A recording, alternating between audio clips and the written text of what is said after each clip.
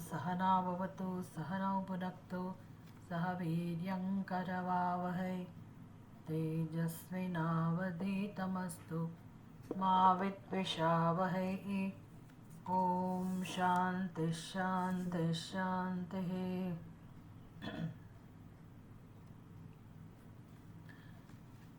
मुंडक उपनिषद प्रथम मुंडक અને પ્રથમ ખંડ.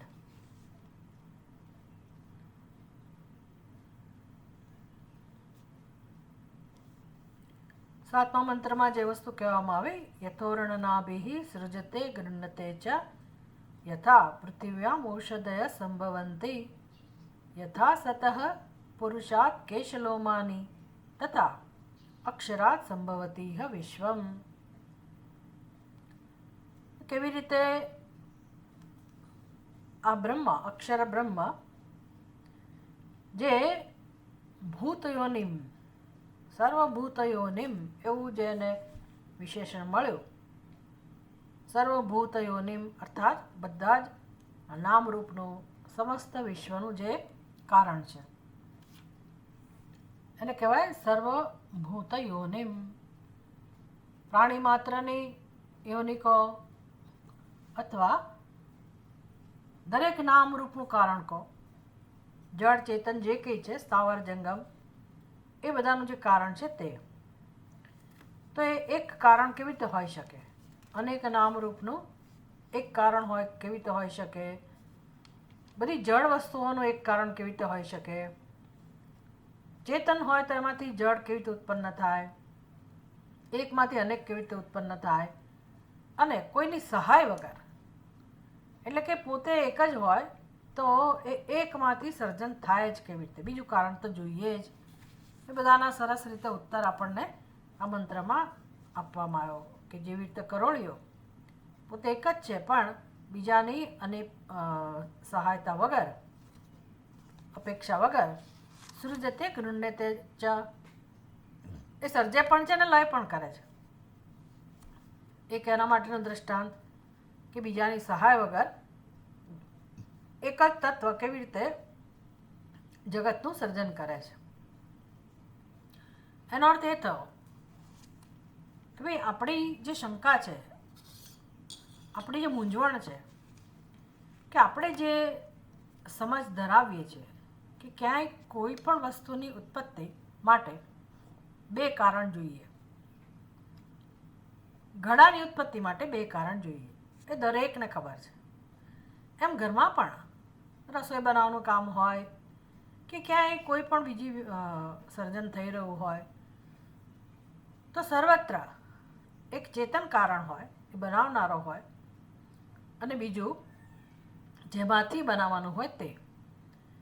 બનાવનાર ચેતન છે એને આપણે નિમિત્ત કહીએ અને જેમાંથી બને છે એને ઉપાદાન કહીએ. આ બે કારણો જોઈએ જોઈએ ને જોઈએ જ, એ વગર સર્જન ના થાય.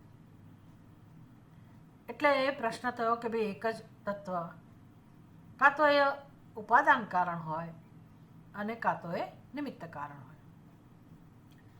આ વેદાંતનું સૌથી મોટું મહત્વનું પ્રદાન છે. જે લોકો નથી વેદાંતને સમજતા કે માનતા નથી એ લોકો ગુમાવે છે. ગુમાવે છે એટલે શું? એ લોકો અજ્ઞાનના ક્ષેત્રમાં જ રહે છે. એટલે ગમે તેટલા મોટા સંપ્રદાય હોય, મહાન સંપ્રદાય હોય, પણ એ બધાની સમજમાં ઈશ્વર છે, નથી એવું નથી. ઈશ્વર તત્વમાં એ લોકો જરૂર માને છે, પણ એ ઈશ્વર કેવો? તો કે ક્યાંક ક્યાંક છે, જે સર્જક છે, પાલક છે, સંહારક છે, બધું જ છે, આપણી જેવો જ ઈશ્વરે માને છે, પણ એ ઈશ્વર જગતમાં નથી. એટલે એ લોકો પછી એને પોતાની કલ્પના પ્રમાણે ક્યાંક રાખે. સ્વર્ગમાં હોય, સાતમા આસમાનમાં હોય, જ્યાં હોય ત્યાં, પણ એ જગતમાં ક્યાંય ના હોય. એટલે એ લોકો નિમિત્ત કારણ તરીકે ઈશ્વરને જરૂર સ્વીકારે છે, પણ ઉપાદાન કારણ તરીકે એ ઈશ્વરને સ્વીકારતા નથી. ઉપનિષદ કહે છે ઈશ્વર બંને હોય, બંને છે. એટલા માટે આપણા ધર્મમાં, આપણી સંસ્કૃતિમાં ઈશ્વરનું કોઈ પણ રૂપમાં આવાહન કરી શકાય છે, ઈશ્વરની આરાધના થઈ શકે. આ એટલી મોટી સમજ છે કે જો આ સમજ હોય તો મનુષ્ય ક્યારેય કોઈ સમયે કોઈ પણ નિમિત્તથી દુઃખી થાય જ નહીં. દરેકને ઈશ્વરને ભજવાની તક મળી રહે, પોતાની રીતે ભજવાની તક મળી રહે, અને આપણે એ તકનો ઉપયોગ કરીએ જ છીએ. આપણી સંસ્કૃતિમાં ગામે ગામ દેવી દેવતા હોય, ગ્રામ્ય દેવતા હોય, પર્સનલ ડેટી પણ હોય પોતાના. આજકાલ તો તમને સર્વત્ર જોવા મળે. અને કોઈ પણ વ્યક્તિ પોતાની શ્રદ્ધા પ્રમાણે જળ પદાર્થની અંદર પણ, વૃક્ષમાં, છોડવામાં, નદીમાં, પર્વતમાં, રેતીમાં, ક્યાંય પણ તમે ઈશ્વરનું આવાહન કરી શકો, ભજન કરી શકો. આવાહન કરીને એટલે શું? શ્રેષ્ઠ પ્રકારનું અવલંબન જીવનમાં પ્રાપ્ત કરી શકો, અને એ દ્વારા જીવત્વના બંધનમાંથી, મર્યાદામાંથી, પરાધીનતામાંથી, દુઃખમાંથી તમે મુક્ત થઈ શકો. એટલે આ બધું કલ્પના નથી. ઈશ્વરનું આલંબન એ આપણા માટે કલ્પના નથી કે એક માત્ર આશ્વાસન રૂપે તમે ઈશ્વરનું ભજન કરો, બહુ દુઃખી થાઓ ત્યારે ઈશ્વરનું ભજન કરો તો ઠીક છે. હવે ભગવાન એનો કંઈ તિરસ્કાર નથી કરતા. ભગવાન કહે છે કંઈ વાંધો નહીં, એ અર્થાર્થી ભક્ત હોય કે આર્ત ભક્ત હોય, ભગવાન સ્વીકારે છે. પણ જેમ જેમ ભગવાનની સમજ પ્રાપ્ત થતી જાય તેમ તેમ આપણે જિજ્ઞાસુ ભક્ત બનતા જઈએ. ત્યારે ખરેખર ભક્તિનો આનંદ મળે, ભગવાનનો આનંદ પણ મળે, અને જીવનમાં આપણે સફળ થઈએ. એટલે બહુ સુંદર વ્યવસ્થા છે. અને આ સમજ કે ઈશ્વર ઉપાદાન કારણ પણ છે અને નિમિત્ત કારણ પણ છે. એટલે કે બધું એ જ છે. સર્જન પણ એ છે, સર્જક પણ એ છે. આ માત્ર જાણવાનું છે. હાઉ, કેવી રીતે આ શક્ય હોય? તો ઉપનિષદ સમજાવે પણ છે. પહેલાં તો તર્કથી આપણને સમજાવ્યું કે ભાઈ આવું શક્ય છે. કરોળિયાના દૃષ્ટાંતથી સમજાવ્યું કે એક જ તત્વમાં નિમિત્ત કારણ પણ હોય, એક જ તત્વ નિમિત્ત કારણ પણ હોય, અને ઉપાદાન કારણ પણ હોઈ શકે,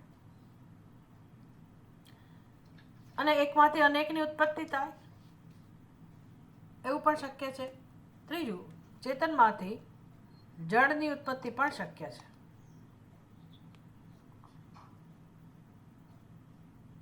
જેવી રીતે મનુષ્યના શરીરમાંથી રોમ, રોવાટી અને નખ વગેરે જળ વસ્તુઓની ઉત્પત્તિ થતી હોય, તો પછી ચૈતન્ય સ્વરૂપ, જ્ઞાન સ્વરૂપ પરમાત્મામાંથી આપણે જેને જળ કહીએ છીએ એની ઉત્પત્તિ પણ થાય. જેણે દીર્ઘકાળ સુધી, લાંબા સમય સુધી વેદાંતને બરાબર સમજવાનો પ્રયાસ કર્યો છે એ લોકો સમજી શકે છે કે જળ અને ચેતન વચ્ચે શું ભેદ છે. પછી આ પ્રશ્નો ના રહે કે ચેતનમાંથી જળની કેમ ઉત્પત્તિ થાય. પછી આ પ્રશ્નો ના રહે. ચલો, એટલે યથા સતઃ પુરુષાત કેશલોમાની તથા અક્ષરાત સંભવતી ઇહ વિશ્વમ. આવી રીતે ચૈતન્ય સ્વરૂપ પરમાત્મામાંથી જ આ વિશ્વ સર્જાયું છે. અને એ પ્રથમ ખંડમાં, પ્રથમ મુંડકમાં, પહેલા મુંડકના પ્રથમ ખંડમાં પછી ઉપસંહાર કરવામાં આવ્યો કે એમાંથી શું શું 9મા શ્લોકમાં ઉપસંહાર કરવામાં આવ્યો. 8મા શ્લોકમાં તપની વ્યાખ્યા કરવામાં આવી. તપસા ચીયતે બ્રહ્મ તતો અન્નમ અભિજાયતે અન્નાત પ્રાણઃ મનઃ સત્વમ લોકા કર્મસુ ચ અમૃતમ.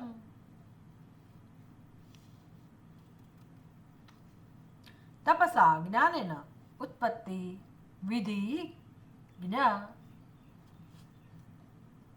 ઉત્પત્તિ વિધિનું જ્ઞાન.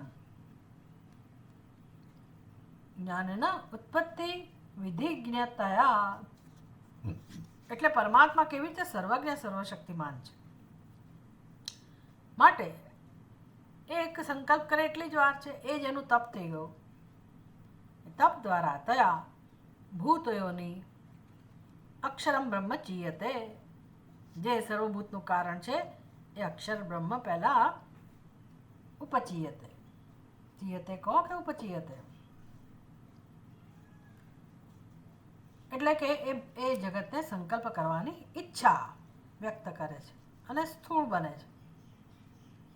ઉત્પત્તિ ઉત્પિપાદયિષ્યદિદં જગત અંકુરમ ઇવ બીજમ ઉચ્છુન્નતામ ગચ્છતિ પુત્રમિવ પિતા હર્ષેણ. દ્રષ્ટાંત આપું એટલે આમાં ભગવાનની ઉત્પત્તિ નો ક્રમ જ્યારે બતાવવાનો આવે તો કોનો આધાર લેવાય, ક્યાંથી આપણે આ બધું જાણી શકીએ? તો આ જીવનમાંથી જ. જીવનમાં જેમ બધી ઉત્પત્તિ થાય છે એ જ ક્રમ હોય, બીજો ક્રમ તો આપણે સમજી જ ના શકીએ. એટલે હર્ષેણ પિતા એવો એવું કહી દીધું. જેમ પિતા પુત્રની ઉત્પત્તિ માટે એકદમ પ્રસન્ન હોય, એવમ સર્વજ્ઞતયા સૃષ્ટિ સ્થિતિ સંહાર શક્તિ વિજ્ઞાનવત તયા ઉપચિતા તતઃ બ્રહ્મણ અન્નમ અદ્યતે ભુજ્યતે ઇતિ અન્નમ અવ્યાકૃતમ સાધારણમ સંસારિણામ વ્યાચિકીર્ષાતાવસ્થા રૂપેણ અભિજાયતે ઉત્પદ્યતે. આવી ચર્ચા થઈ ગઈ કેવી રીતે આ જગતમાં જે ભોગ્ય પદાર્થો છે એની ઉત્પત્તિ થઈ. અવ્યક્ત રૂપમાં.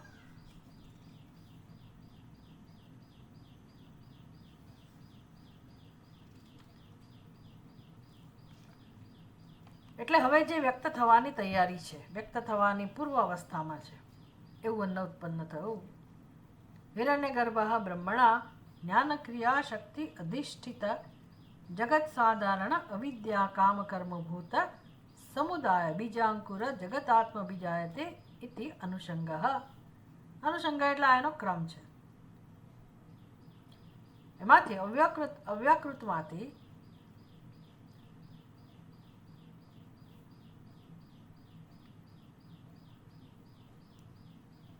હિરણ્યગર્ભ એટલે કે બ્રહ્મની જ્ઞાન શક્તિ અને ક્રિયા શક્તિ વ્યષ્ટિ જીવો સમષ્ટિ રૂપ તથા અવિદ્યા કામ કર્મ અને ભૂત સમુદાય રૂપ બીજનું અંકુર જગદાત્મા ઉત્પન્ન થયા. એટલે હિરણ્ય ગર્ભ ઉત્પન્ન થયા. આપણે ખબર છે હિરણ્ય ગર્ભ એટલે શું? તો કે દરેક સ્થૂળ શરીર સૂક્ષ્મ શરીર સાથે જોડાયેલું છે, દરેક જીવનું. એટલે જેણે આ બધું સમજ પ્રાપ્ત કરી છે કે આ વ્યવસ્થા કેવી છે. આપણે જેને જે શરીરને શરીર કહીએ છીએ, હું કહીએ છીએ, એ દેહમાં એનું કારણ બીજા બે શરીરો છે. એટલે એક શરીર સૂક્ષ્મ શરીર એવું છે કે જેનું મૃત્યુ થતું નથી, જે લઈને આપણે ભવ્યા કરીએ છીએ, અને એમાં બધો મસાલો ભરેલો છે, સંસ્કાર ભરેલા છે. એને અનકોન્શિયસ કહો, જે નામથી ઓળખવું હોય તે ઓળખો, પણ એમાં બધું ભરેલું છે સામગ્રી, જે નિમિત્ત બને છે બીજા નવા નવા શરીરોને પ્રાપ્ત કરવા માટે. એટલે એના સાથે આપણે વીંટળાઈને એને અહમ કહીને આપણે સૃષ્ટિમાં ભમ્યા કરીએ છીએ. એ સૂક્ષ્મ શરીરનો નાશ થતો નથી. સૂક્ષ્મ શરીરનો નાશ ક્યારે થાય? કારણ કે મોક્ષ તો મળે જ છે પાછો. સૂક્ષ્મ શરીરનો નાશ ન થતો હોય તો મોક્ષ પણ ના મળે. એટલે મોક્ષ ક્યારે મળે? સૂક્ષ્મ શરીરનો નાશ થાય ત્યારે.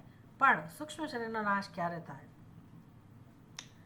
તો કે જ્યારે એનું કારણ જે છે એ જાણીને એનો નાશ કરવામાં આવે ત્યારે. એનું કારણ એટલે અજ્ઞાન, જે દરેકની બુદ્ધિમાં છે.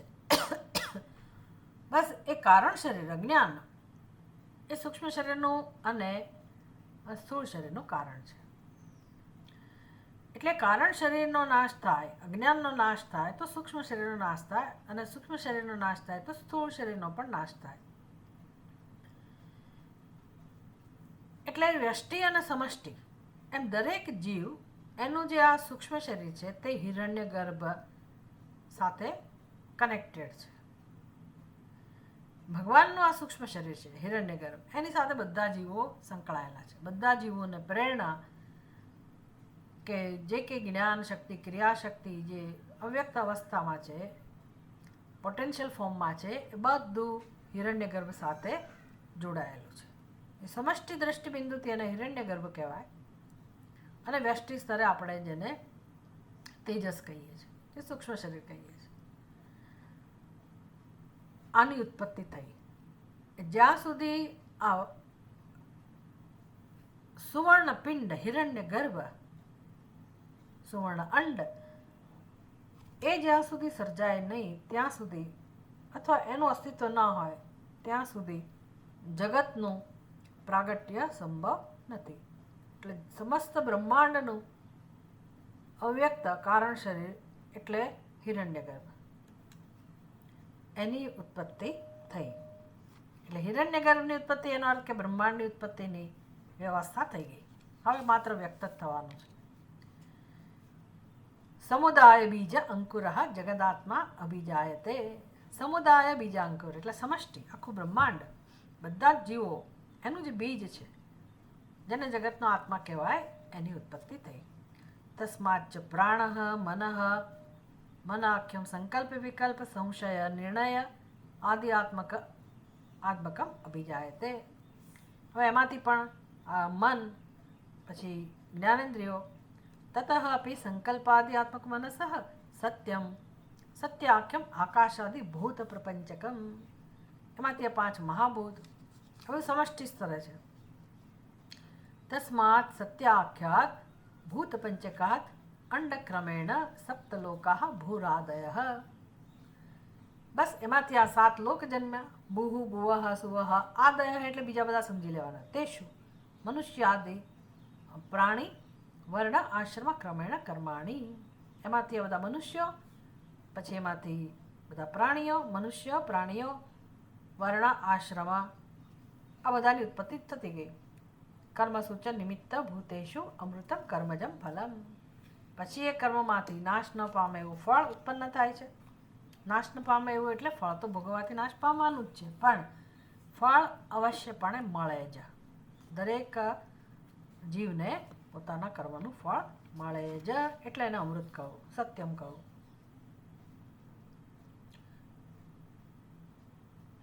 યાવત કર્માણી કલ્પકોટિ શતૈયપી ન વિનશ્યંતી.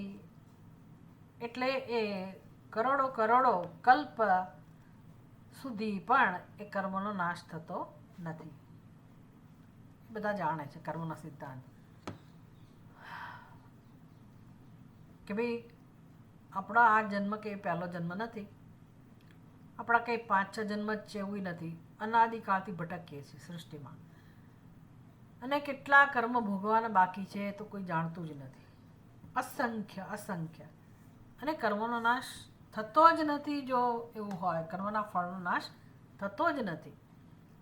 જ્યારે આપણે એમ કહીએ ને કે મારા કર્મનો નાશ નથી થતો, કેટલા કર્મો ભોગવા, એટલે સમજવાનું કર્મ ફળ. કર્મ તો નાશ પામ્યું, કર્મ એટલે નાશ પામ્યું, પણ એની નોંધણી થઈ ગઈ સૃષ્ટિમાં, એની નોંધણી થઈ ગઈ, ખાતામાં લખાઈ ગયું. એટલે એ કર્મ જ્યાં સુધી આપણે ભોગવીએ નહીં, એનું ફળ ના ભોગવીએ, કર્મ તો નથી ભોગવતા, કર્મનું ફળ જ્યાં સુધી ના ભોગવીએ ત્યાં સુધી છુટકારો થતો નથી. અને આવા અનાદિ કર્મના ફળ છે. બહુ મોટો ખજાનો છે. એક જીવના ખાતામાં આવા અસંખ્ય કર્મફળ પડેલા છે, અસંખ્ય. એટલે અસંખ્ય જન્મ બાકી છે, એટલે અસંખ્ય મૃત્યુ બાકી છે. એટલે બંધનનું સ્વરૂપ વિચાર કરો.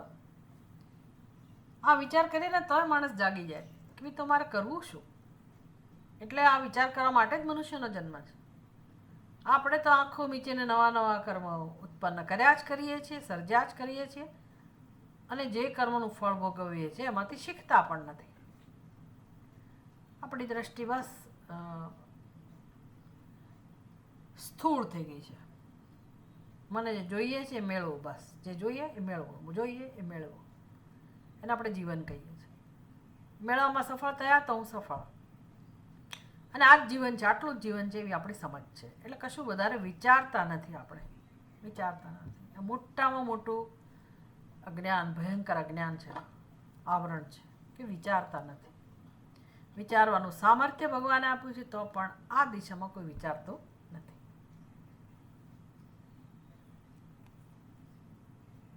અને બુદ્ધિમાન સમજે છે. આગળ કહો ને, દંદ્રમ્ય માણહ ભટકે છે સૃષ્ટિમાં. સ્વયં ધીરા પંડિતમ મન્યમાનઃ. પાછા પોતાને તો પંડિત સમજે, જ્ઞાની સમજે, અને ધરાર કોઈ રીતે સત્સંગમાં ભાગ ના લે. એને કરવું હોય એ જ કરે. ભલભલાની આ સ્થિતિ હોય છે. બહુ દયાજનક સ્થિતિ છે, બહુ જ દયાજનક. એટલે કેટલીક કૃપા આપણે મેળવવાની જરૂર છે, ઈશ્વરની, ગુરુની, શાસ્ત્રની, પોતાની.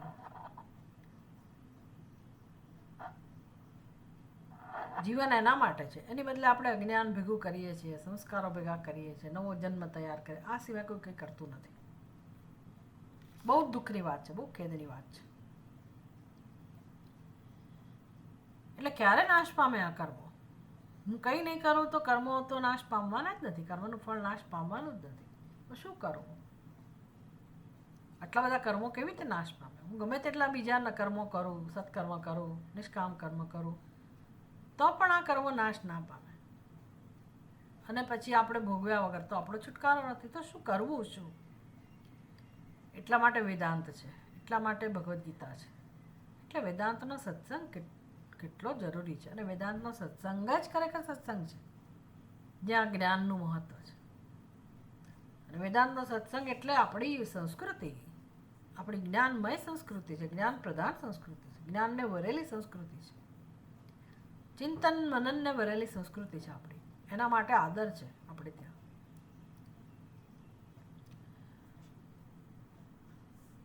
જ્ઞાનાદ સર્વાણી કર્માણી નશ્યંતે.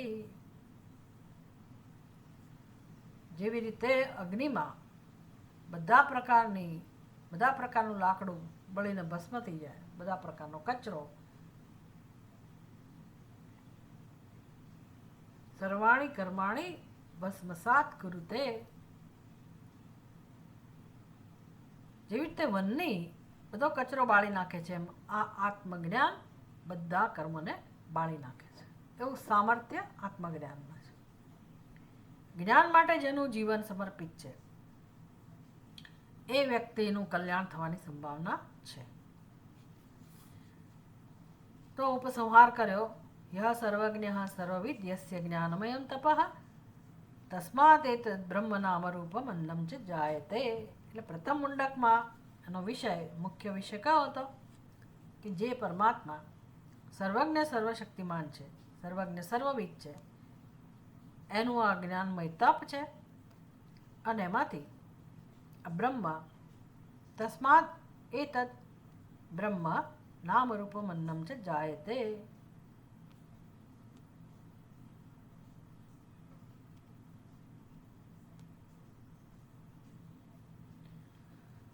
એ અક્ષર બ્રહ્મમાંથી આ તસ્માદ એતદ બ્રહ્મ જાયતે. એટલે વળી ભાઈ બ્રહ્મમાંથી બધું જન્મ્યું, પણ આમાં તો એવું કહ્યું કે બ્રહ્મ જન્મ્યું. તસ્માત બ્રહ્મ જાયતે, એમાંથી બ્રહ્મ જન્મ્યું. પણ એ બ્રહ્મ એટલે બ્રહ્માજી, એનું સૂક્ષ્મ શરીર હિરણ્યગર્ભ. તો જે જ્ઞાન સ્વરૂપ છે સર્વજ્ઞ સર્વશક્તિમાન, એ પરમાત્મામાંથી, એના જ્ઞાનમય તપમાંથી જ હિરણ્યગર્ભ બ્રહ્માજી અને સમસ્ત નામરૂપ રૂપી જગતનો જન્મ થયો. આ ઉપસંહાર છે.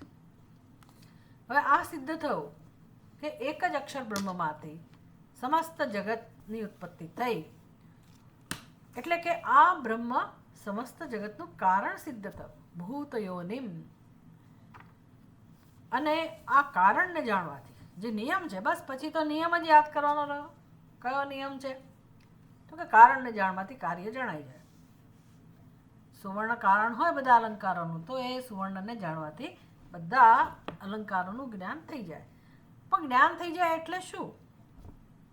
કોઈકને જ્ઞાન નથી કે બધા અલંકારો સુવર્ણના છે, અને કોઈકને જ્ઞાન છે કે બધા અલંકારો સુવર્ણ. તેમાં તો શું ફેર પડ્યો? જ્ઞાન હોય કે ના હોય, what does it make difference? બહુ ફેર પડે છે. વ્યવહારમાં કોઈ ફેર ના પડે, પણ દ્રષ્ટિ બદલાઈ જાય કે ભાઈ રહસ્ય શું છે. સોનીને ખબર છે કે બધા અલંકારો સુવર્ણના છે, એટલે એ તો સમત્વથી જુએ. પણ પેલી ગૃહિણી, એના મનમાં કચકચ છે કે મને આ વારસામાં બંગડી મળી, ચેન ના મળી, અથવા આવા ઘાટની બંગડી છે, મને નથી ગમતી, ગમે છે. બધો સંસાર રાગદ્વેષની ઉત્પત્તિનું કારણ કોણ છે? સુવર્ણનું અજ્ઞાન, સમદ્રષ્ટિનો અભાવ. બસ એ જ રીતે મને જગતમાં ક્યાંક પ્રીતિ છે, આકર્ષણ છે, રાગ છે અને કોઈક જગ્યાએ નફરત છે. કયો જીવ એવો હોય કે જેના હૃદયમાં રાગ દ્વેષ ના હોય? બધાની બુદ્ધિમાં છે. રાગ દ્વેષ શું કરે છે? કર્મમાં પ્રગટ થાય છે. કર્મ દ્વારા, પહેલાં સંકલ્પ દ્વારા, વિચારો દ્વારા, ભાવના દ્વારા એ જ પ્રગટ થયા કરે છે. બીજું શું? વ્યવહારમાં એ જ પ્રગટ થાય છે. પછી કર્મમાં પરિણમે અને એ કર્મ ફળ આપે. આનું નામ બંધન. એટલે રાગદ્વેષ જન્મ્યા છે એમાંથી? આ એકત્વના અજ્ઞાનમાંથી. એટલે શ્રુતિને જણાવો છે કે આ એકત્વનું જ્ઞાન, એકેન વિજ્ઞાનેન સર્વમ વિજ્ઞાતમ ભવતિ. એકના જ્ઞાનથી બધું જ્ઞાન થઈ જાય છે. પણ જ્ઞાન થઈ જાય છે એટલે શું? ભેદભાવ જતો રહે છે, દ્વૈત બુદ્ધિ જતી રહે છે, જીવત્વ જતું રહે છે. રાગ દ્વેષ જાય, ભેદ બુદ્ધિ જાય, જીવત્વ જાય, પછી શું બચે? શું બચે? મારે કશું કરવાનું ના રહે.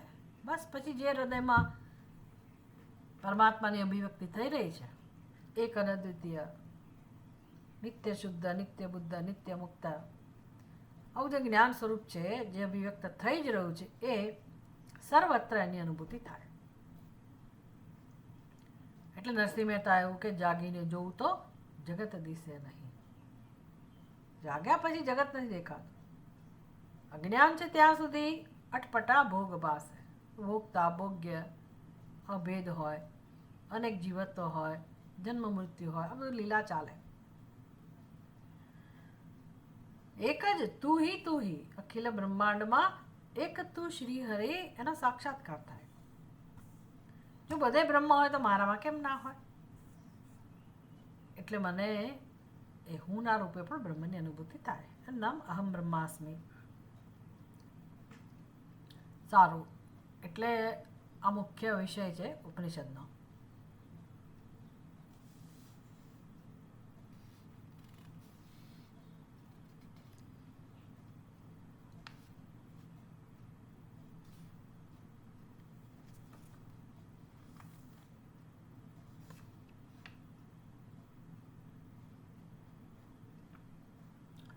અનુભૂતિ પ્રકાશમાં આ બધી ચર્ચા થઈ ગઈ. 25મા શ્લોકમાં કહેવામાં આવ્યું, તસ્માદ અન્નાદ ક્રિયાશક્તિ પ્રાણ જ્ઞાનસ્ય સાધનમ. એ ભગવાન,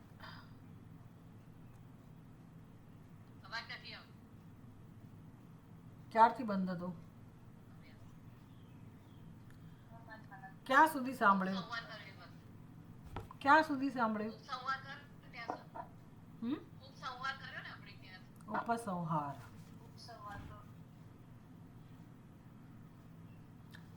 એવું નહીં, પણ કેટલી મિનિટથી બંધ છે?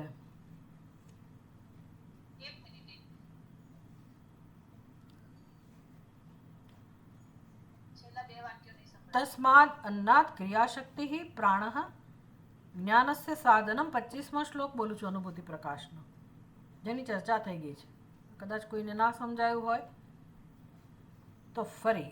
તસ્માદ જે અવ્યાકૃત હિરણ્ય ગર્ભની ઉત્પત્તિ થઈ એમાંથી, એટલે કે જેને અન્ન કહેવામાં આવ્યું, જે અવ્યાકૃત છે એમાંથી, તસ્માદ અન્નાદ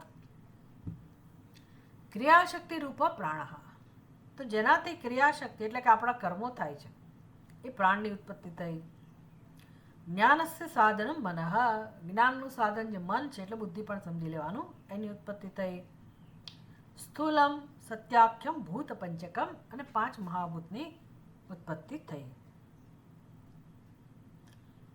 કયા 5 મહાભૂત? સ્થૂલમ,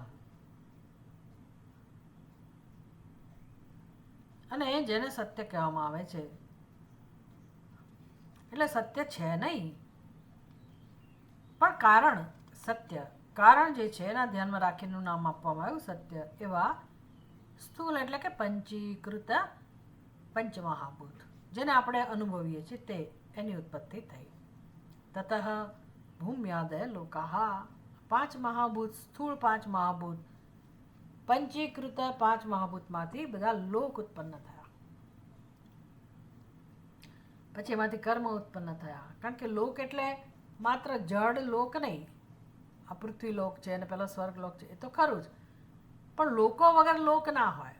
એટલે જ્યાં સૃષ્ટિ છે, જીવ સૃષ્ટિ છે, એને લોક કહેવાય. તો એ લોકોમાં જે વ્યવહાર છે, પ્રવૃત્તિ છે, અને એ જમાનામાં કર્મ પ્રવૃત્તિ એટલે કેવળ અને કેવળ વેદના માર્ગદર્શન હેઠળ.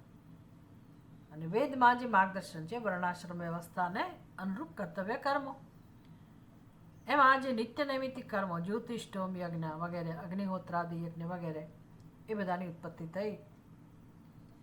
અને પછી એ કર્મ, એવા અમુક પ્રકારના કર્મોનું ફળ સ્વર્ગ, અને બીજા બધા કર્મોનું ફળ, કોઈ પણ કર્મ કેમ ના હોય, એનું ફળ એટલે અમૃત. અમૃત એટલે શું? જે નાશ પામતું નથી.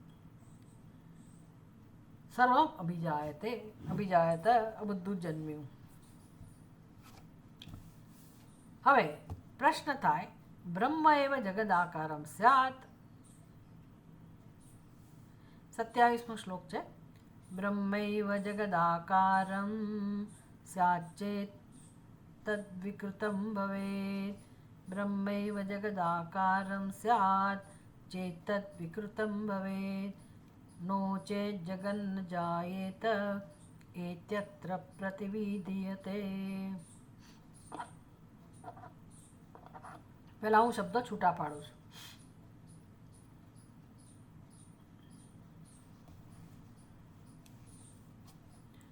બ્રહ્મ એવ જગદાકારમ સ્યાત ચેત તદ્વિકૃતમ ભવેત. ન ચેત જગત ન જાયેત ઇત્યત્ર પ્રતિવિધીયતે. અત્ર, અત્ર એટલે અહીંયા. ચલો પહેલા અન્વય પણ કરી લઈએ. આમ તો પહેલી પંક્તિમાં તો અન્વય છે જ, બીજી પંક્તિમાં પણ છે, એટલે અન્વયની જરૂર નથી. જેને સંસ્કૃત આવડતું હોય એ લોકો સમજી શકે. બ્રહ્મ એવ જગદાકારમ સ્યાત ચેત તદ્વિકૃતમ ભવેત. ન ઉચેત જગત ન જાયેત ઇત્યેતર પ્રતિવિધીયતે. અત્ર એટલે આ વિષયમાં. આ વિષયમાં એટલે શું? કયો વિષય ચાલી રહ્યો છે? તો કે એક જ તત્વમાંથી, બ્રહ્મમાંથી જગતની ઉત્પત્તિ થઈ. એ મહત્વનું એ છે કે ઉત્પત્તિનો પ્રકાર કેવો છે. જેમ આપણે જગતમાં ઉત્પત્તિ જોઈએ છીએ એવી ઉત્પત્તિ છે. અને એ જગત નું કારણ બ્રહ્મ અભિન્ન નિમિત્ત ઉપાદાન કારણ છે. એટલે કે એ જ જગત છે અને એ જ બ્રહ્મ છે. અને પાછું એનું સ્વરૂપ તો કેવું છે? તો કે જ્ઞાન સ્વરૂપ એક જ એનો સ્વભાવ છે, સચ્ચિદાનંદ સ્વરૂપ, એ જ એનું સ્વરૂપ છે. તો એમાંથી જો જગત ઉત્પન્ન થાય, એટલે કે બ્રહ્મ એવા જગત આકારમ સ્યાત, એ વિષય જે છે કે ભાઈ બ્રહ્મ જ બધા જગત રૂપે સર્જાયું, બ્રહ્મમાંથી જગતની ઉત્પત્તિ થઈ, તો બ્રહ્મ એવા જગત આકારમ સ્યાત. એ કહેવામાં આવે કે ભાઈ બ્રહ્મ જ જગતના આકારમાં છે, જગતના રૂપમાં છે. તો કે જો આ પ્રકારની ઉત્પત્તિ હોય, બ્રહ્મ જ જગત આકાર થાય, તો પછી એનો અર્થ એ થયો કે બ્રહ્મમાં વિકાર જન્મ્યો, તદ વિકૃતમ ભવે. તદ એટલે બ્રહ્મ, એ જ બ્રહ્મ વિકારવાળું થયું કહેવાય.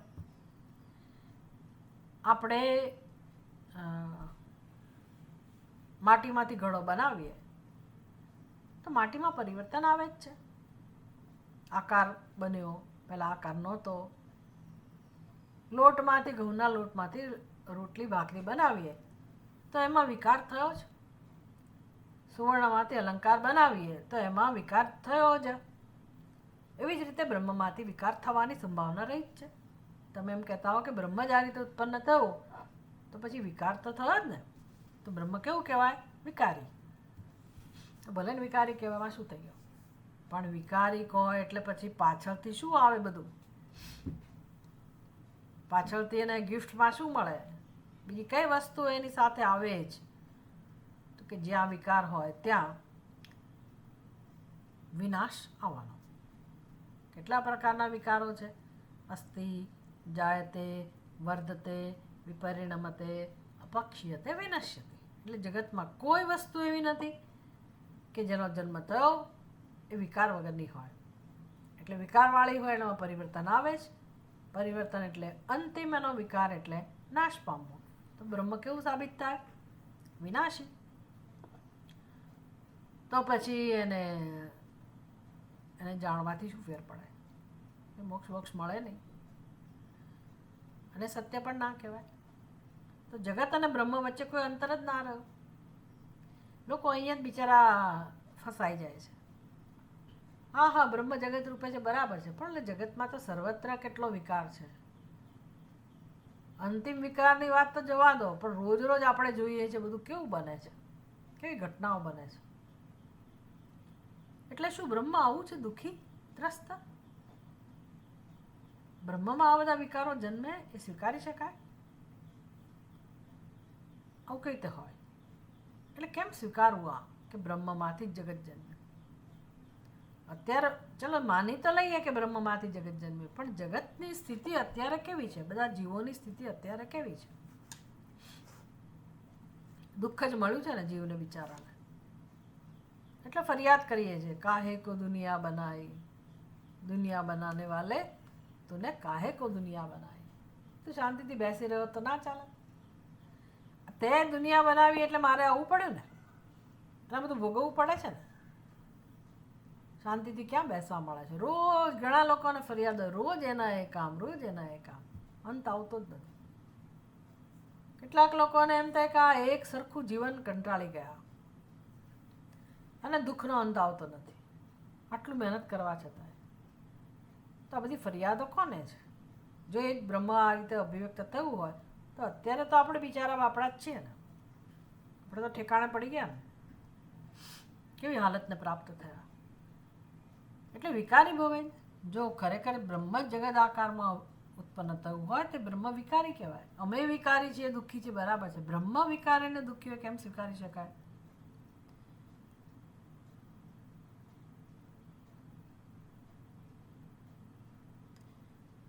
અને જો વિકાર ન જન્મે તો પછી જગતની ઉત્પત્તિ જ ના હોય. બેમાંથી એક. જગતની ઉત્પત્તિ છે એવું કહો તો બ્રહ્મ વિકારી સિદ્ધ થાય. તમે એમ કહો કે જગત જન્મ્યું જ નથી તો એ તો વિરુદ્ધ વાત થઈ ગઈ.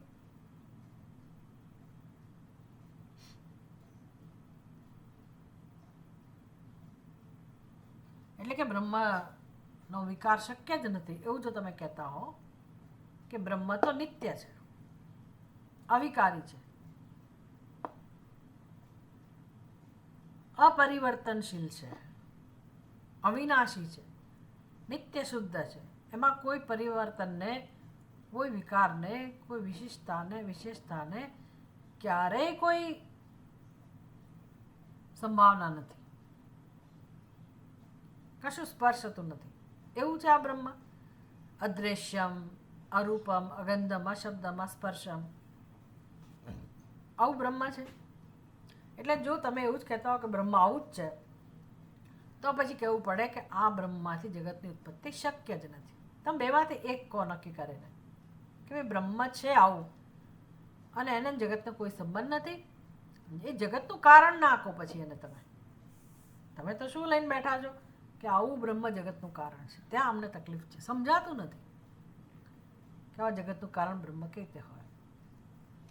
એટલે એ બ્રહ્મને એમને એમ રહેવા દો જેવું છે એવું, અલિપ્ત, અસંગ, પણ એને જગતનો કોઈ સંબંધ નથી. એટલે કે જગતનું કારણ નથી. એ હશે ક્યાંક, હોય તો ભલે હોય. તમે અમને સમજાવો કે આવું જગત ક્યાંથી જન્મે. એટલે બ્રહ્મ જગતનું કારણ ના હોઈ શકે, બીજું કંઈક કારણ હોવું જોઈએ. આવો પ્રશ્ન થાય સ્વાભાવિક છે. એટલે હવે શું જવાબ આપે છે એનું વર્ણન કરે છે. તમારી વાત તો સાચી છે. જે બ્રહ્મનો સ્વભાવ કેવળ જ્ઞાન હોય, કેવળ જ્ઞાન. જ્ઞાન એટલે શું? જ્ઞાન એટલે જ્ઞાન, બસ. એક આ ભૌતિક પ્રકાશને પણ જે પ્રકાશિત કરે છે એવો પ્રકાશ. ન તત્ર સૂર્યો ભાતિ ન ચંદ્ર તારકમ નેમા વિદ્યુતો ભાંતિ કુતોયમ અગ્નિ. જેને કોઈ પ્રકાશિત નથી કરતું, જગતનો કોઈ પદાર્થ. સૂર્ય ભલે ને આખા જગતને પ્રકાશિત કરી શકતો હોય પણ એ બ્રહ્મને પ્રકાશિત ના કરી શકે, બ્રહ્મના સ્વરૂપને પ્રકાશિત ના કરી શકે. આ જે બ્રહ્મ આત્મા જે જ્ઞાન સ્વરૂપ છે, જ્યોતિર્મય છે, પ્રકાશ સ્વરૂપ છે, એ જ માત્ર એનો સ્વભાવ છે, જેને સચ્ચિદાનંદ કહો, અસ્થિભાતિ પ્રિય કહો, સત્યમ જ્ઞાનમ અનંતમ કહો. એક છે, અદ્વિતીય છે, નિર્વિશેષ છે, ચૈતન્ય સ્વરૂપ છે અને આખા બ્રહ્માંડનું જે અધિષ્ઠાન છે, આવું જ્ઞાન સ્વરૂપ બ્રહ્મ એ ક્યારેય કોઈ કાળે જગતને ઉત્પન્ન કરી શકે એમ નથી. જ્ઞાન સ્વરૂપમાંથી કશું જ ઉત્પન્ન ના થાય, કશું જ ઉત્પન્ન ના થાય. વાત તો સાચી છે. નિરુપાધિક બ્રહ્મ તત્વ જગદાકારે ભાસી શકે નહીં. એ ભાસી ના શકે. બ્રહ્મ પોતે જગતના રૂપમાં ભાસી ના શકે. દોરડું પોતે કઈ થોડું સાપના રૂપમાં ભાસે છે. એને એમ થાય કે લાવો આજે હું સાપ લોકોને મૂર્ખ બનાવું ને સાપના રૂપમાં ભાસું, તો દોરડું નથી કરતો. એમ બ્રહ્મ તો ચલો એનામાં વિકાર જ નથી, એટલે જુદા રૂપે ભાસી શકે એવી કોઈ વ્યવસ્થા જ નથી. ઉત્પત્તિ વિકાર તો જવા દો, પણ આભાસ રૂપે પ્રકટ થવું, જગતના રૂપે અભિવ્યક્ત થવું, એવી પણ યોગ્યતા બ્રહ્મમાં નથી.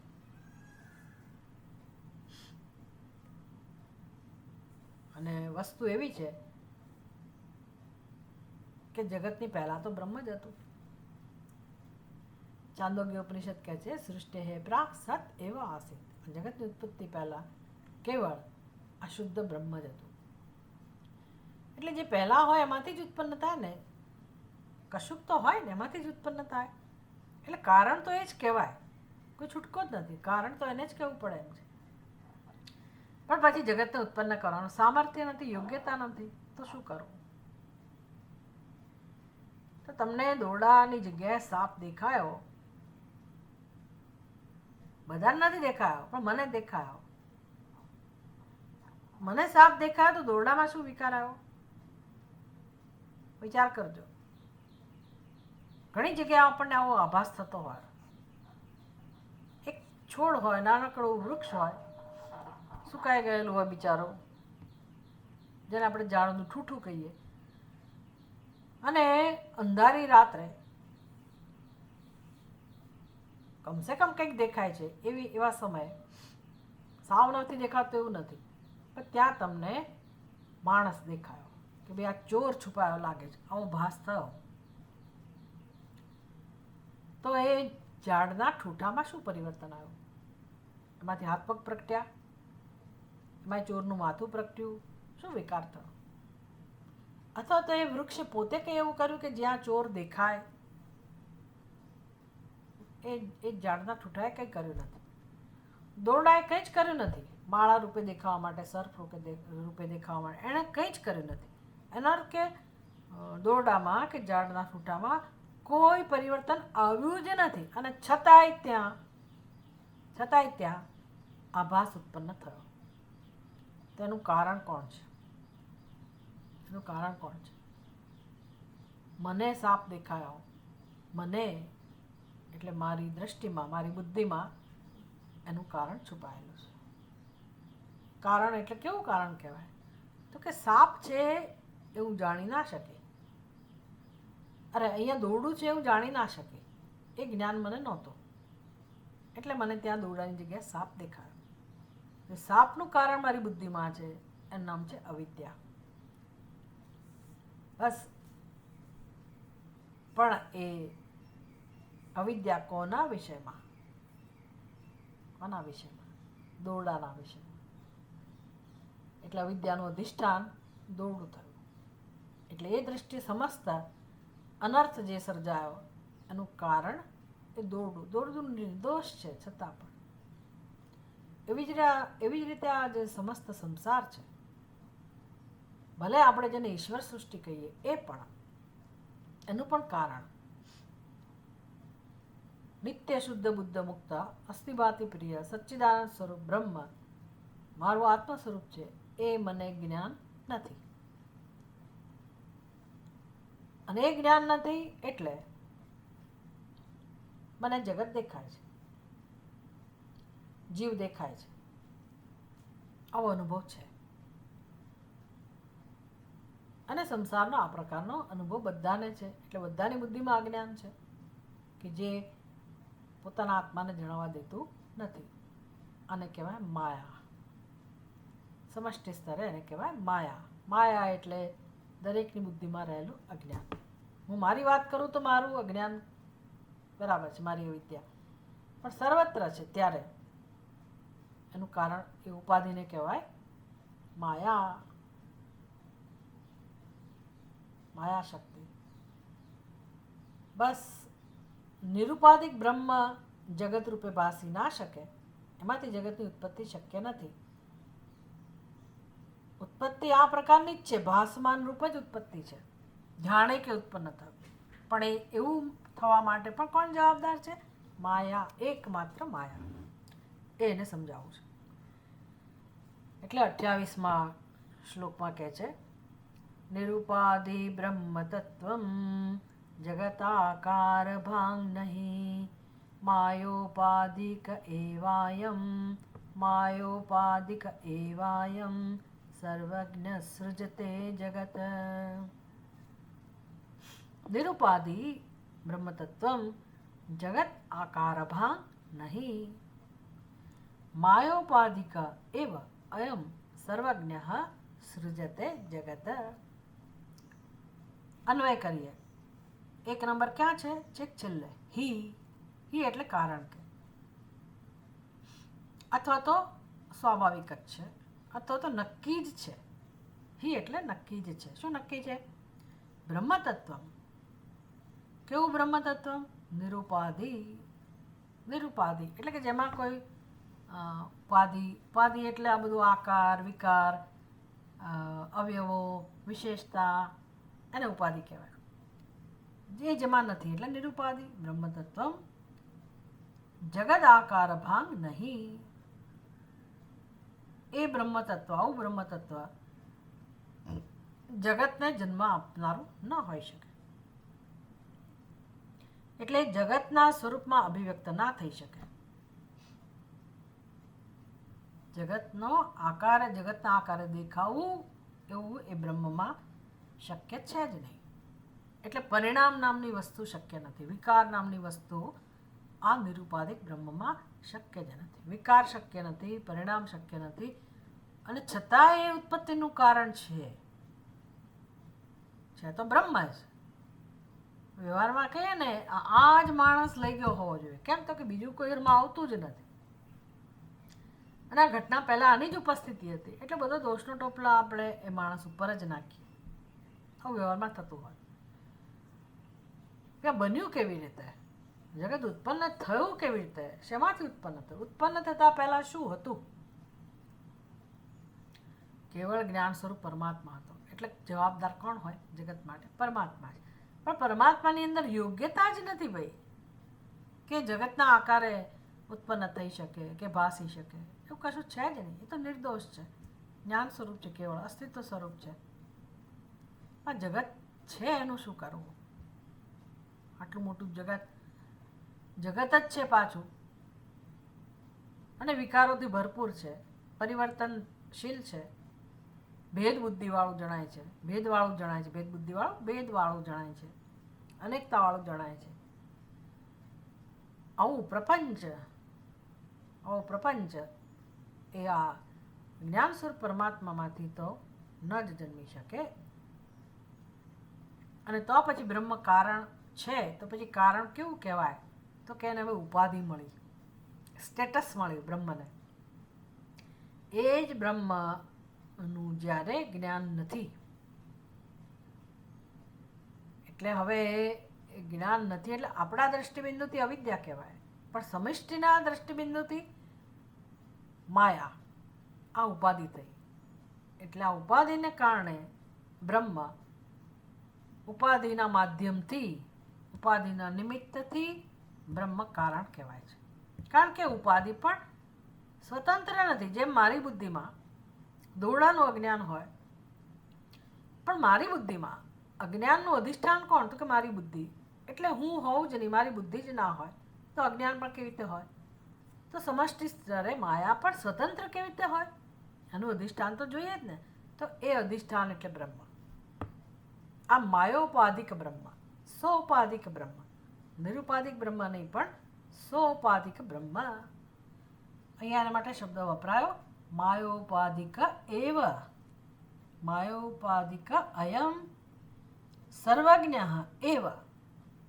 આ માયા ઉપાધિ, આપણી ઉપાધિ એટલે અવિદ્યા. અવિદ્યા ઉપાધિ છે, એમાં આપણે એને અવિદ્યારૂપી ઉપાધિને આપણે અજ્ઞાન કહીએ છીએ. આપણી ઉપાધિ બુદ્ધિમાં જે સમજ છે ખોટી,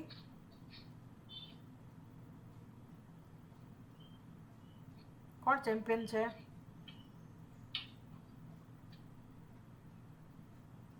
કોને ખબર નથી પડતી?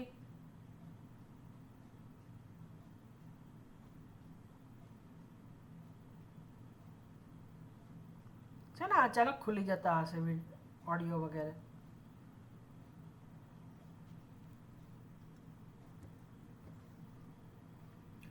તો વ્યષ્ટિ સ્તરે આપણે એને અજ્ઞાન કહીએ એ તો આપણા દ્રષ્ટિબિંદુથી, પણ અજ્ઞાન પણ એક શક્તિ છે.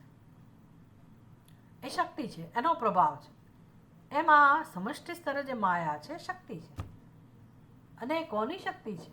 બ્રહ્મની શક્તિ છે. દેવી એશા ગુણમય મમ માયા દુરત્યયા. ભગવાન કહે છે કે આ મારી દેવી શક્તિ છે. બસ એ શું કરે છે તો કે જીવને જણાવવા નથી દેતી એનું સત્ય, જીવને જગતનું સત્ય પણ જણાવવા નથી દેતી, અને સંસાર ચાલે છે. જો માયા શક્તિ ના હોય તો સંસાર ના હોય. એટલે દરેક જીવ માયાના અંડરમાં છે, માયાના પ્રભાવમાં છે. એટલે ભગવાન ગીતામાં ઉપાય પણ બતાવે છે કે તમારા માયામાંથી છૂટવું હોય તો મામ એવ પ્રપદ્યંતે માયામેતામ તરંતિ તે. જે મારું શરણ લે છે માયાને તરી જાય છે, નહીતર જીવ માયાના જ પ્રભાવમાં રહે છે. એટલે એનો ઉપાય કોણ છે? ભગવાનનું શરણ. સારું. માયોપાધિક અયમ સર્વજ્ઞ, એટલે બધું જ્ઞાન જેનું છે તેવો સર્વજ્ઞ, સર્વવિદ. એવ, એવ એટલે એ જ, સર્વજ્ઞ એવ જગત સૃજતે. એટલે હવે એ પરમાત્માને ઉપાધિ મળી. માયાને કારણે કઈ ઉપાધિ મળી? માયોપાધિક બ્રહ્મને કઈ ઉપાધિ મળી? સર્વજ્ઞ, જેને બધું જ્ઞાન છે. બધું જ્ઞાન છે એટલે બધું જ્ઞાનમાં શું આવી જાય? એ તો આપણે આ જગત કહીએ છીએ એટલે જગતનું જ્ઞાન, પણ ખરેખર બધું જ્ઞાન એટલે શું? તો કે આ જગત નથી એવું જ્ઞાન. એને ખબર છે કે મારા સિવાય કંઈ છે જ નહીં. એ એનું સર્વજ્ઞપણું થયું.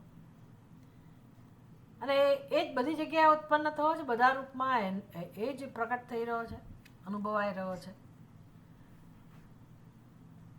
એટલે સર્વવેદ, સર્વજ્ઞ આવી ઉપાધિ એને પ્રાપ્ત થઈ, જેને આપણે ઈશ્વર કહીએ છીએ. ઈશ્વર બે અર્થમાં વપરાય છે. એક તો આ જગતનું કારણ, ઉત્પત્તિ સ્થિતિ લય, સર્જક, સર્જનહાર, પાલનહાર, સંહારક એક ઈશ્વર, અને અધિષ્ઠાન રૂપે આત્મરૂપે બિરાજમાન અસ્થિભાતિ પ્રિય સ્વરૂપ સચ્ચિદાનંદ સ્વરૂપ બ્રહ્મ એ ઈશ્વર. આ ઈશ્વરે જગતનું સર્જન કર્યું. એટલે તમે એને સોપાધિક કહો કે નિરુપાધિક કહો, જવાબદાર કોણ ઠર્યું? એ જ પરમાત્મા. એ જગતને સર્જે છે. માટે તપસા છીએ તે બ્રહ્મ. એટલે આવો પરમાત્મા જો જગતનું સર્જન કરે તો એની પાસે શક્તિ શું છે? કઈ શક્તિ છે? માયા શક્તિ કહો તોય શું?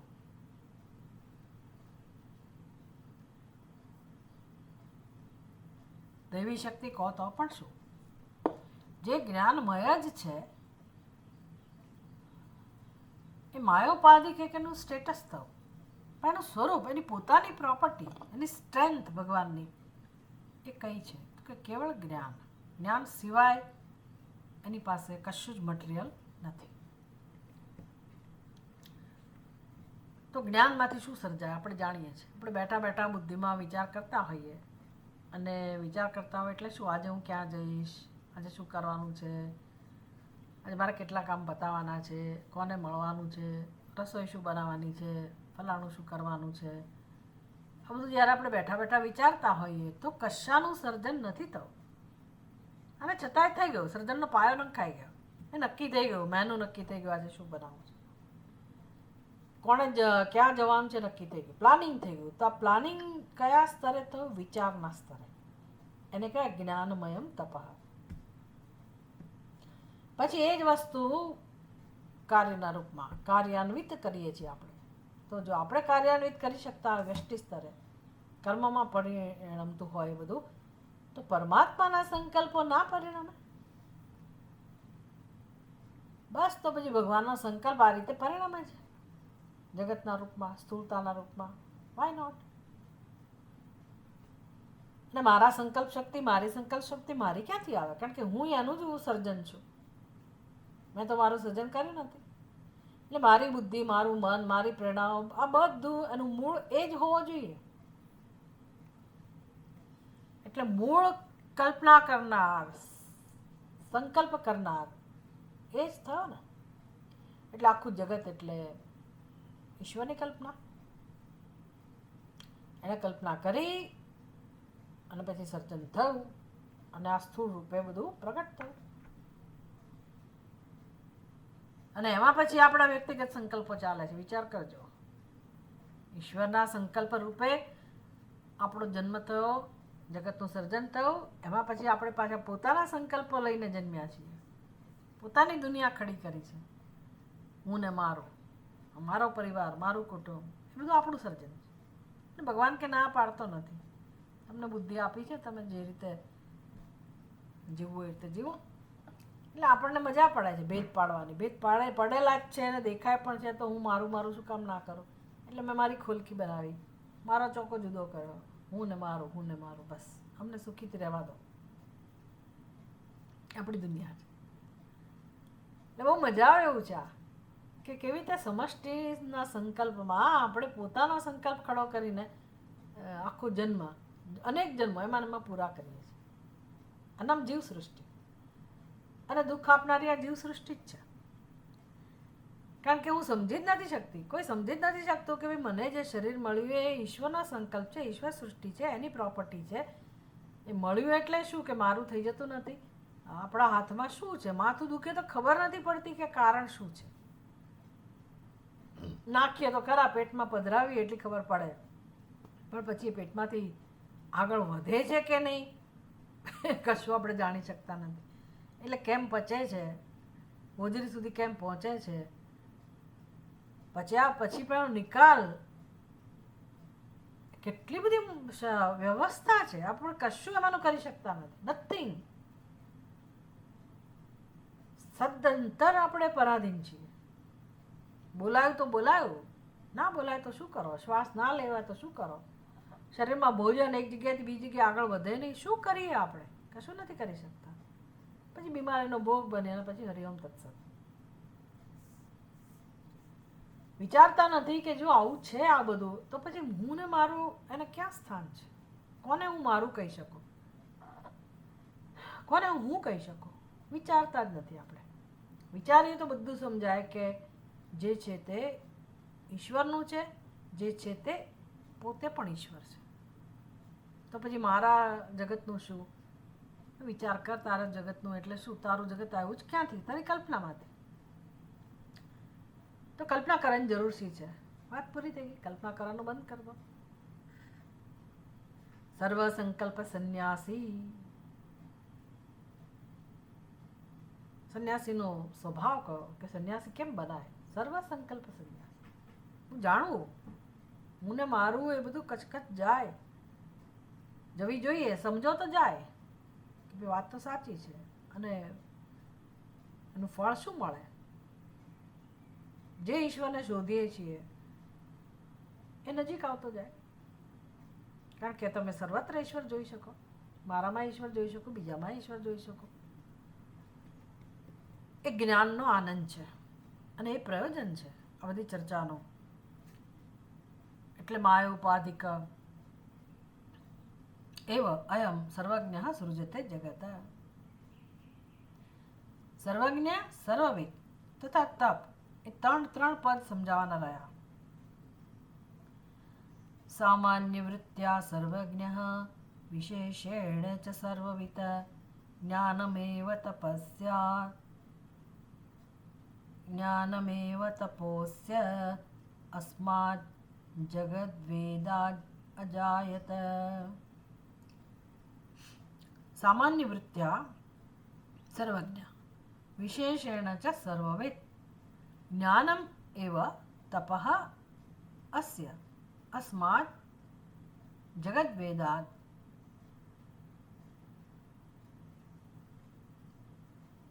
अस्मात् वेदात् जगत जायत. 1 2 3 4 5 पहली पंक्तिનો અન્વય. સામાન્ય વૃત્ત્યા સર્વજ્ઞ ચ વિશેષેણ સર્વવિદ જ્ઞાનમ એવ અસ્ય તપઃ अस्मात् वेदात् जगत जायत अजायत. હવે એનું ભાષાંતર. સામાન્ય વૃત્ત્યા સર્વજ્ઞ એક વ્યાખ્યા તે સર્વજ્ઞની. સર્વજ્ઞ એટલે શું? સામાન્ય વૃત્ત્યા, સામાન્ય વૃત્તિને લઈને સર્વજ્ઞ કહેવાય. વિશેષેણ ચ સર્વવિદ વિશેષ જ્ઞાન જ્યાં છે, બધાનું ડિટેલમાં જ્ઞાન છે જેને, એને સર્વવિદ કહેવાય. ત્રીજું, જ્ઞાનમ એવ અસ્ય તપઃ ભગવાનનું સ્વરૂપ જ સર્વવેજ્ઞ સર્વવિદ સર્વજ્ઞ સર્વવિદ એ પરમાત્મા, એનું તપ કેવું હોય? જ્ઞાનમ એવ જ્ઞાન સ્વરૂપ જ તપ હોય. એટલે તપનું તપ આલોચને એવો અર્થ છે ડિક્શનરીમાં કે તપ એટલે શું? તો કે આલોચન કરવું. બુદ્ધિમાં જ થાય, જ્ઞાનમય જ હોય. એટલે આ શ્રવણ મનન શ્રેષ્ઠ તપ છે, ઉત્તમ પ્રકારનું તપ છે. સતત જ્યાં ચિંતન થયા જ કરે સત્યનું, અને શાસ્ત્રના આધારે વિચાર થાય, વેદાંત વિચાર એમ કરતાં કરતાં કરતાં આપણે આપણી બુદ્ધિમાં રહેલા અયોગ્ય વિચારને, ખોટી સમજને ઓળખી શકીએ. ખોટી સમજને જે માણસ જાણે કે ભાઈ આ ખોટું છે, પછી શું કામ પકડી રાખે? એકદમ ત્યાગ કરતાં કરતાં કરતાં બધા જ અધ્યારોપનો અપવાદ થઈ જાય. જે ખોટી સમજ છે એનો અપવાદ થઈ જાય. જે બચે એમના બ્રહ્મ, શુદ્ધ બ્રહ્મ જે અધિષ્ઠાન છે, એમાંથી જ જગત જન્મ્યું હોય. તો જગત કેવું હોય? કેવળ અધ્યારોપ. એ જ બ્રહ્મમાંથી સર્વજ્ઞ સર્વવિદ એ જેનો સ્વભાવ છે, જ્ઞાન જેનો સ્વભાવ છે, એ બ્રહ્મમાંથી જગત જન્મ્યું હોય. તો પછી એ જન્મ કે જગતનું સ્વરૂપ કેવું હોય? જ્ઞાનમાંથી જે જન્મે એવું, જ્ઞાનમાંથી કલ્પના જન્મે. કાલ્પનિક જગત, જેમ શેખ ચલ્લીનું જગત ચાલતું હોય. એ બીજા તને જગત જ માને ને. શેખ ચલ્લીની વાર્તા ખબર હશે તમને, સ્કૂલમાં આવતી પહેલાં ભણવામાં. શેખ ચલ્લી, ઘણા લોકો બિચારા આખી જિંદગી શેખ ચલ્લી જેવા જ હોય, કારણ કે એની બધી આશાઓ ફળી ના હોય ને, એટલે કલ્પના કર્યા કરે. બિચારો એનો ધંધો જે હતો કાચના વાસણો વેચવાનો, ટોપલો લઈને રોજ જાય, પણ એને કશું મળે નહીં. બહુ જ મામૂલી મળતું હશે જેથી એનો જીવન નિર્વાહ થાય. હવે એ માણસ છે ને સપના તો હોય જ ને, લગ્ન કરવા, ઘર ગૃહસ્થી બધું હોય ને. એટલે રોજ વિચાર કરે. અને એક દિવસ એ ઝાડ નીચે બેઠો બેઠો આરામ કરતો હતો, ટોપલો બાજુમાં પડ્યો હતો, અને વિચાર ચડી ગયો કે ભાઈ આ પૈસા, આ વાસણો વેચાઈ જશે, પછી એમાંથી મને પૈસા મળશે, પછી હું ઘર લઈશ, પૈસાવાળો બનીશ, મોટી દુકાન નાખીશ, અને બસ પછી તો મને છોકરી કોઈ આપી દેશે એટલે લગ્ન થઈ જશે. લગ્ન થઈ ગયા પછી બાળકનું નામ શું રાખવું? એટલે એની પત્ની જોડે ઝઘડો કરવા માંડ્યો, વિચારોનું. અને એમાં એણે લાત મારી. કોને? એની પત્નીને. સ્વભાવ કે થોડો જાય. એટલે લાત પડી પહેલાં ટોપલા ઉપર. બસ ટોપલો ઊંધો વળ્યો અને જાગ્યો. ત્યારે જોઉં તો આટલી હદે માણસો વિચારમાં ચડી જાય. શેખ ચલ્લી કે તમારું સ્વપ્ન. એટલે આ સર્જનમાં કોઈ સત્યતા નથી. અને છતાં આપણે બધા અનુભવમાંથી પસાર થઈએ, બધો જ અનુભવ, બધું સાચું લાગે આપણને એ વખતે. તો એ સ્વપ્ન જેમાંથી સર્જાયું, મારી બુદ્ધિમાંથી, જ્ઞાનમાંથી, તો પછી આ સર્વજ્ઞ સર્વશક્તિમાન પરમાત્મામાંથી આવું જગત જન્મી શકે. એટલે કે ઈશ્વર જ સર્જાય છે. સર્વજ્ઞ એટલે શું? તો કે એ જે પરમાત્મા સર્વજ્ઞ છે, તો આપણે પણ સર્વજ્ઞ બની શકીએ. કઈ રીતે? હું પણ તપ શરૂ કરું મારા જીવનમાં, જેમ તે દિવસે આપણે શીખ્યા ને ત્વમપદ તત્પદ રામગીતામાં, કે ત્વમપદ હું કોણ છું. બેઠા બેઠા નહીં હું કોણ છું, એ કે ખરેખર તપની રીત નથી હું કોણ છું એ, પણ અન્વેષણ, હું ક્યાંથી આવી, મારો જન્મ કેમ થયો, શાસ્ત્રના આધારે. અને શાસ્ત્ર બધું સમજાવે છે. એ પ્રકારે જ્યારે આપણે જાણીએ તો મારું સત્ય મને સચ્ચિદાનંદ સ્વરૂપ આત્મા છે જ્યારે સમજાય, તો એના પરથી હું બધા જ જીવોનું સત્ય જાણી શકું. જળનું સત્ય પણ જાણી શકીએ, બધું જ જણાય. જાનામી ઇતિ તમેવ ભાંતમ અનુભાતિ એતત સમસ્તમ જગત. આ બધું સમજાયું છે, બધું જ સમજાયું છે, જો આપણે સમજવા તૈયાર હોઈએ તો. એટલે જ્ઞાન માટે જીવનમાં સમય કાઢવો કેટલો કિંમતી છે. લોકો સમજતા જ નથી. આપણે કઈ થાકી જઈએ પણ એને નથી જ એને રસ પડતો, એકાગ્રતા નથી આવતી, નિયમિતતા નથી આવતી, ગંભીરતા નથી આવતી. અને પોતાનો કાલ્પનિક સંસાર, આપણે આપણો કાલ્પનિક સંસાર ભોગવી રહ્યા છે, દુઃખી થઈ રહ્યા છે અને સુખ શોધીએ છીએ. એક તો ક્યારે એમાંથી મુક્ત થઈએ? સત્યને જાણીએ ત્યારે. સત્યને જાણવા સમય નથી, એટલે ભાગ્યમાં દુઃખ જ મળે છે, નિરાશા જ મળે છે અને નવા નવા જન્મો મળે છે. That's it. આટલી નાની વસ્તુ આપણને સમજાતી નથી. એટલે એવો અજ્ઞાનનો કેટલો પ્રભાવ છે. તો સર્વજ્ઞ બની શકાય જેવા સામાન્ય જ્ઞાન છે કે ભાઈ હા, સચ્ચિદાનંદ મારું સ્વરૂપ છે, આખા જગતનું અધિષ્ઠાન. પણ સર્વવેદ એટલે શું? તો કે આ ભગવાને કેવી રીતે સર્જન કર્યું, સર્જન કર્યા પછી પણ કયા જીવો છે, કેટલા જીવો છે, કેટલી સંખ્યામાં છે, દરેક જીવોના કર્મો શું છે અને કયું કર્મફળ ક્યારે કેવી રીતે મળવું જોઈએ, આ બધું ડિટેલમાં જે જ્ઞાન જેને છે એને સર્વવિદ કહેવાય. એ આપણે ના બની શકીએ, એ બનવાની જરૂરી નથી. કારણ કે મારું કામ થઈ ગયું, સર્વજ્ઞ બનવાથી મુક્ત થઈ જાઉં દુઃખમાંથી, કામ થઈ ગયું. પછી ભલે ના ઉત્પત્તિ સ્થિતિ લય ચાલ્યા કરે. મને ખબર છે કે ઉત્પત્તિ નામની વસ્તુ શું છે, સ્થિતિ નામની વસ્તુ શું છે, લય નામની વસ્તુ શું છે, આપણને ખબર પડી ગઈ. પણ સર્વજ્ઞ અને સર્વવિદમાં આ તફાવત છે. અને એનું તપ જે છે એ કેવળ જ્ઞાનમય છે. અને એ જ આમાંથી જ્ઞાન સ્વરૂપ પરમાત્મામાંથી જગત જન્મ્યું છે. એટલે કે અભિન્ન નિમિત્ત ઉપાદાન કારણ પરમાત્મા છે. એને ત્રીજું એક સ્ટેટસ એટલે મળે છે કારણનું, જગતના કારણનું, એને કહેવાય વિવર્ત ઉપાદાન કારણ. મુખ્ય દલીલ નથી ને, વિકાર તો થવો જ જોઈએ તો જ ઉત્પત્તિ થાય. તો પરમાત્મા એવો છે કે જેમાં એ કારણ તો છે ઉપાદાન, પણ કેવા પ્રકારનું છે? પોતાના સ્વરૂપમાં કોઈ વિકાર લાવતા નથી, વિકાર આવતો નથી. સ્વસ્વરૂપ અપરિત્યાગેના, પોતાના સ્વરૂપનો ત્યાગ નથી થતો અને ઉત્પત્તિ થાય છે. એને કહેવાય વિવર્ત ઉપાદાન કારણ. આવતીકાલે આપણે આગળ જોઈશું. ઓમ પૂર્ણમદ પૂર્ણમિદમ પૂર્ણાત પૂર્ણમુદચ્યતે પૂર્ણસ્ય પૂર્ણમાદાય પૂર્ણમેવાવશિષ્યતે. ઓમ શાંતિ શાંતિ શાંતિ. હરિ ઓમ. શ્રી ગુરુભ્યો નમઃ. હરિ ઓમ.